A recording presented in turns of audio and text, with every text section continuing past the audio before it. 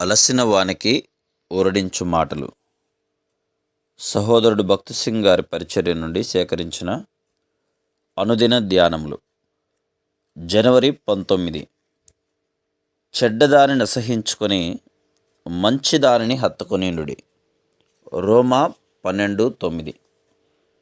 యెహోషాపాతు సమాధానముగా యూదాకు తిరిగి వచ్చినప్పుడు అతడు ఆహాబు స్నేహం ద్వారా తనకు కలిగిన నష్టమును సమకూర్చుకొనవలనని ప్రయత్నించెను. 2వ దినవృత్తాంతములు 19వ అధ్యాయము మొదటి 8 వచనములు.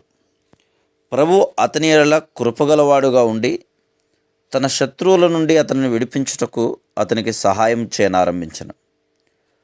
2వ దినవృత్తాంతములు 20వ అధ్యాయము మొదటి వచనం, 3వ వచనము, 22, 25 వచనములు.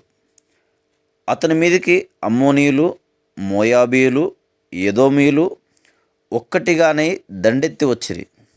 యెహోషాపాతు భయపడను గనుక యెహోవా యొద్ద విచారించుటకు తన మనస్సు నిలుపుకొని ఉపవాస దినము ఆచరించవలనని చాటించెను. దేవుడు అతని ప్రార్థనను ఆలకించెను.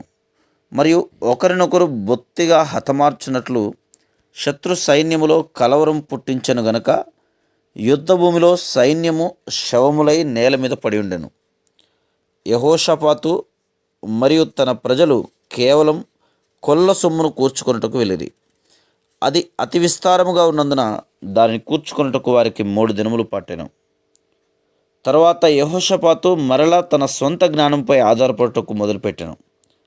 ఈసారి అతడు అహాబు కుమారుడైన అహజ్యాతో స్నేహం చేసెను.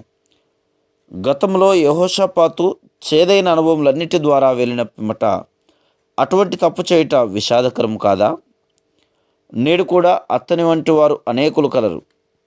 వారు పదే పదే అదే పాపంలో పడుదురు. మరి ప్రతిసారి వారు తిరిగి ఆ పాపమును మరెన్నడూ చేయనని చెప్పుదురు. వారికి జీవితం అనున్నది పడిపోవుట, లేచుట మరియు ఒప్పుకొనుట, తిరిగి పడిపోవుట అను గొప్ప వలయముగా ఉండును. యెహోషాపాతు అహాబు యొక్క కుమారునితో ఒప్పందం చేశాను. రాజైన యెహోషాపాతు తన ఏలుబడి ఆరంభములో ఉన్నత స్థలములను తీసివేసినను ఇప్పుడు అతడు ఆత్మీయముగా ఎంతో బలహీనుడైనందున వాటిని ఉండుటకు అనుమతించెను. ఇది అతని జీవితంలోనికి ఎంతో చీకటిని తెచ్చినది. మరియు అతడు అహాబు యొక్క కుమారుడైన అహజ్యాతో స్నేహం చేసి దూర ప్రాంతముల నుండి బంగారము తెచ్చుటకు ఓడలను పంపుటలో అతనితో పాలివాడాయెను. కావున రాజైన యెహోషాపాతు యెహోవా యందలి భయభక్తులతో తన పరిపాలనను ఆరంభించి జీవితాంతమున పూర్తిగా తప్పిపోయి తాను ఆరంభించిన మంచి పనిని కూడా చేయలేని వాడుగా ఒకటను చూస్తున్నాం. దీనికి అంతటికీ కారణమేమనగా అతని జీవితంలోనికి ధనాశ వచ్చింది.